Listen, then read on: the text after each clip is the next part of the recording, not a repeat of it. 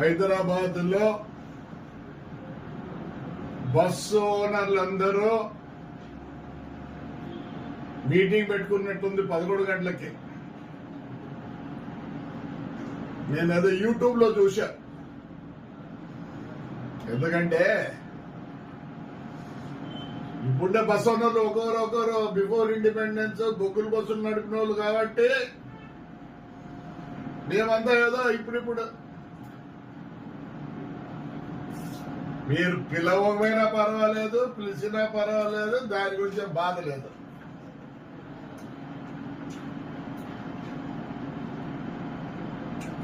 ఈ రోజుల్లో మనం బస్సు ఓనర్లమా? ఆర్టీసీకి లీజుకి ఇచ్చినట్లు బండి వస్తానే గుడి దాన్ని అల్లుడికి ఇంటికి వస్తే కొత్త బెడ్షీట్ వేసినట్లు కొత్త బెడ్షీట్ ఉతికి దాన్ని మళ్ళీ ఒక నాప్కిన్, మళ్ళీ దానికి ఒక పిల్లో కవరు, సెంటు కొట్టి మనం అందరం క్లీనర్ పని చేస్తాడా? లే, ముందు ఎవడోడు లీజుకి ఇచ్చినాడో ఆ నాకు బస్సులు తిప్పలేదండి. ఏం ఇష్టాచారం అయిపోయిందా?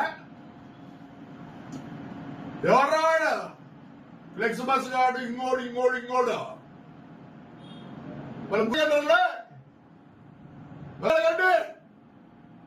బస్సు కాదు అడగంటారా?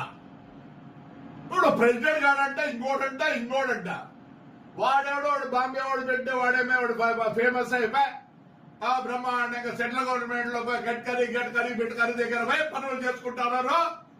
ఈ పొద్దు మొత్తం ఇండియాలో బస్సు ఓనర్ ప్రెసిడెంట్లు కాదు ఏమి పీకుతుందిలే, ఏమి ఎవరు మీటింగ్ నా కొడుకు బస్సు ఓనర్లు అంటారే.